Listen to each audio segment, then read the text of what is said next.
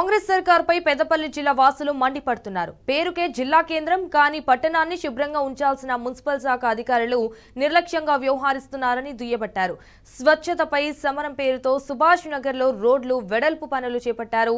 గత 20 రోజుల క్రితం నాలాలను జేసీబీలతో కూల్చివేసిన మున్సిపల్ సిబ్బంది ఇప్పటి వరకు మరమ్మతులు చేయడం లేదని ఆవేదన వ్యక్తం చేస్తున్నారు.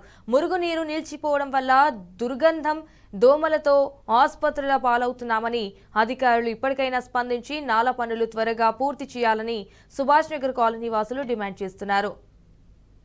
పైగా ఈ రోడ్ను ఈ రోడ్ను ప్రారంభించి ఏడికడికి అక్కడో ముక్క ఏదైతే డ్రైన్ చేసి ఎక్కడికక్కడ ఈ వర్షాకాలం పూట డ్రైన్ మొత్తం స్టాగ్నేట్ అయి చూస్తుంటే కూడా ఎంత గలీజ్గా అవుతుందంటే విపరీతమైన దోమలు. ఈ వార్డు సభ్యులంతా కూడా జ్వరాలతోని హాస్పిటల్ పాలన పడుతున్నారు.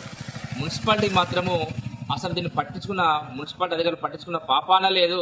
ఇటు పక్కన కూడా గత 4-5 సార్లు వెళ్ళి కూడా వార్డు ప్రజలు కానీ సంబంధిత వ్యక్తులు కానీ వెళ్ళి దీన వ్యవస్థ చెప్పుకున్నా కూడా వాళ్ళు పట్టించుకుంటలేరు. ఇలా ఆగస్టు 15 ప్రజలంతా ఇలా స్వాతంత్ర దినోత్సవం జరుపుకుంటున్నారు, కానీ వీళ్ళు మాత్రం దోమలతోని కాపురం చేస్తున్నారు. మరి వీటి పరిస్థితి ఏంటి అంటే మున్సిపల్ అధికారులు మాత్రం వాళ్ళకు నిమ్మకు నీరెత్తినట్టు ఇంకా అటుపక్కనైతే ఇంకా అసలు డ్రైన్స్ ప్రారంభించలేదు. ఎక్కడికక్కడ మోర్లు కూడిపోయారు. అంటే ఇది ఎంత సైకోయిజం కాకపోతే మోరి మొత్తం కూడిపోతే ఆ డ్రైన్ వాటి ఎడెళ్ళిపోతాయి.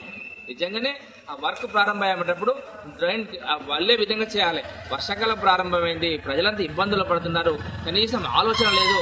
ఇంకా రోజు ఒక ఫోటోలు పెట్టి ట్విట్టర్లో పెడతారు, మేము ఏదైతే 100 రోజులని ఈ విధంగా చేస్తున్నాం స్వచ్ఛత. ఇటువంటి అన్ని తప్పుడు అవాస్తవాలు, అబద్ధాలు ఇవన్నీ. కానీ వాస్తవ పరిస్థితులేమో మురుగునీరు. కాబట్టి ఇప్పటికైనా అధికారులు వెంటనే వీటిపై చర్య తీసుకొని నీళ్లు ఆగకుండా, ముఖ్యంగా నీళ్లు ఆగకుండా, ఎందుకంటే ఎన్ని రోజులు కాపురం చేయాలి.